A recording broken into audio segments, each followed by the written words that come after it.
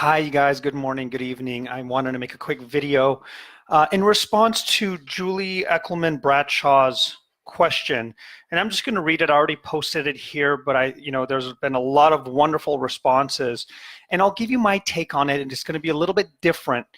But her main question is, I have known people that consistently attract unhealthy relationships. Often they have an unhealthy childhood.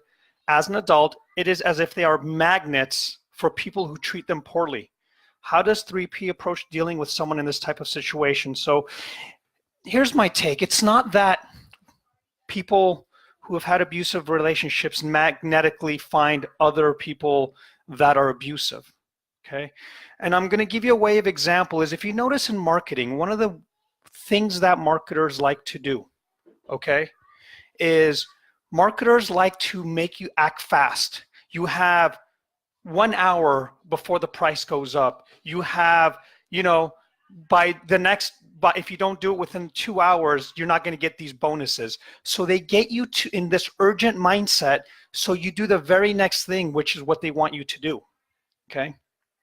What does this have to do with relationships? Well, when we use our spinning thinking as a guidance for a relationship, it's not that we become magnets for people that are abusive or people that don't treat us right. It's that our guard is down to see what's good for us.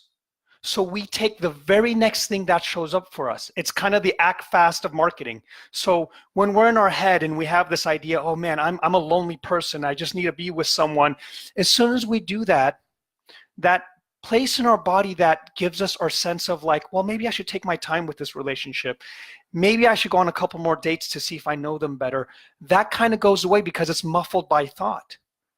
So what happens is instead of using our innate wisdom to see what to do next, we're using that spinning thinking to do what's next. And oftentimes, it's not that people find abusive people, it's that they find the first person that they think will override their thinking. So they don't vet, they don't use the process to vet. And just like marketers do, when the person that you're with, you didn't vet, they start saying stuff like, well, if you don't straighten up, I'm going to leave you. And it starts to sound like a marketing ploy, right? And if you don't act like this, then you know what? I'm not going to let you talk to your family. And all of a sudden you're stuck. And more of that thinking is starting to, now you're living your life from that state of mind. The problem isn't that people are dumb or they don't know what they're doing. Why would you be in a place like that? It's that no one has taught them that you don't have to use that kind of thinking as guidance. Matter of fact, it's the other way around. That thinking is causing you not to be able to make wise decisions. Now, in my recovery center, right? This doesn't matter. This is not about abusive relationships. It could be about abusing substances. It could be about abusing your time at work. It could be about any kind of, you can call it abuse, but it's when we are not in that kind of state of mind to make clear decisions, we don't. It's as simple as that. And when at a young age, you've relied on your head spinning to make quick decisions. If your dad is coming to beat you up and your head is spinning and it's telling you to run and it might have been useful at the time, and you think that the best times to make decisions is when we're riled up in our head, well, then you're going to do that. At some point, it may have been useful. But as we get older, we start to go and not realize it's not as useful as we think. And the simplicity of the principles, the underlying guidance of the principles is that you do have innate resilience. No matter how bad your childhood has been, no matter how long you made bad decisions, you can start from scratch again. And that's, for some reason, really, really useful for people. They start to go, wait a minute, I made a mistake in my last 3 relationships, and now I don't have to necessarily jump to another one. I can take my time. It doesn't have to be urgent. I could reconsider my options. Those little steps make tremendous difference in people's lives, a tremendous difference. So to answer your question,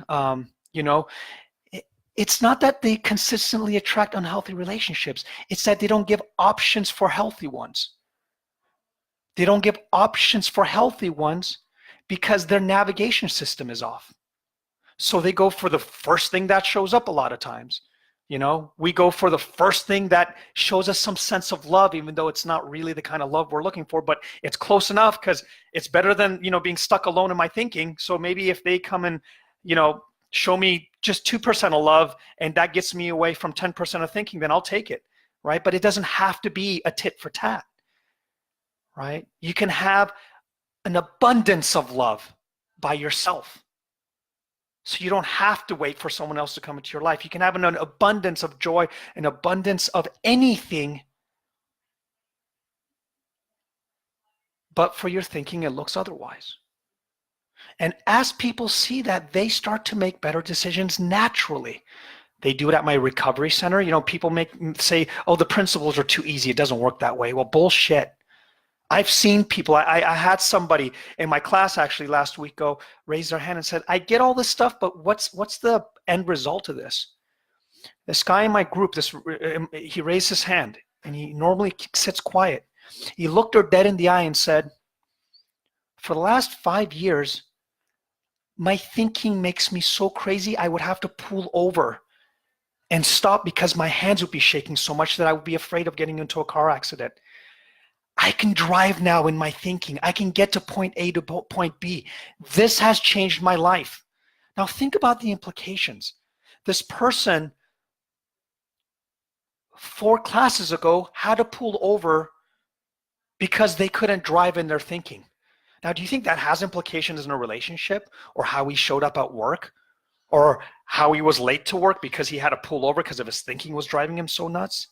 Think about that. You know, we forget how powerful and impactful the principles are. And it is just that when you see this paradigm for what it is, when you see what's actually happening in thought, then you don't have to use, well, I'm a really shitty husband or I'm terrible in relationships because of my last relationships failed. And we use that as the starting point to get into a new relationship. You don't have to use that as a starting point anymore.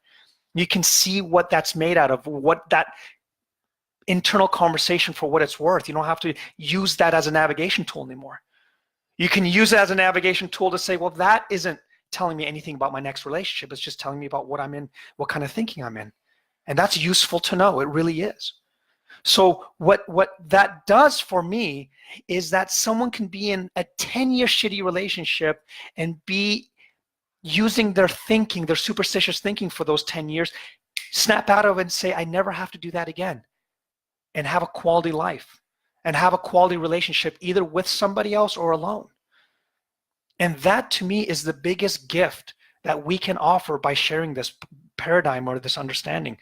This alone can change people's lives by letting people actually know what's actually happening, what's up for grabs. And what's up for grabs is when we use our being, our essence of what we're capable of, and not the moment-to-moment thinking as a guide. We have a possibility for a better relationship. We have a possibility for a better life. We have a possibility for a better conversation when we're sitting down with someone across that we have as a potential mate. I hope that made sense, and I hope you guys enjoy this and give it a little bit of thought and maybe watch it again and tell me tell me if this resonated. And that's what I've seen because I've been there. I was that guy. I was the guy that was in really, really unhealthy relationships because I thought based on the level of thinking, that's the best I could get. You know, we get the kind of relationship we think we deserve. We get into the kind of relationship we think we deserve. And if we think we deserve someone that's just good enough, someone that's good enough right now instead of right, because our thought has told us what the kind of person we were 5 minutes ago, 10 months ago, 5 years ago, what our parents told us, we're going to get the kind of relationships we think we deserve. But when thinking is no longer a viable option, something else shows up to take its place, which is wisdom, compassion, and love, and that becomes a better guiding road for us, a better better map. And that map tends to be a little bit slower, a little bit more cautious, a little bit more wiser as to what to do next in that relationship. And God, I wish I knew that when I was in unhealthy relationships. But you know what? I do now, and I have the most amazing wife and the most beautiful child because I no longer have to use thought as a guiding post. I can use compassion and understanding and slowing down to the speed of life. And that's been my testimony. That's been what's gotten me where I'm at today and where I'm, in this conversation. And with that being said, I'm going to look at your comments because I wasn't even looking. I don't know where the comments are at. I can't see the comments. Okay. Well, I can't see your comments. I hope you guys liked what was being said, and hopefully I'll see you guys. If you have any questions, we can maybe get on a Zoom call, which we're going to do tomorrow with Mr. Jack Pransky, one of my favorite mentors and teachers and practitioners of the 3 principles. So see you guys tomorrow morning at 9 o'clock Pacific, and talk to you guys soon. Bye.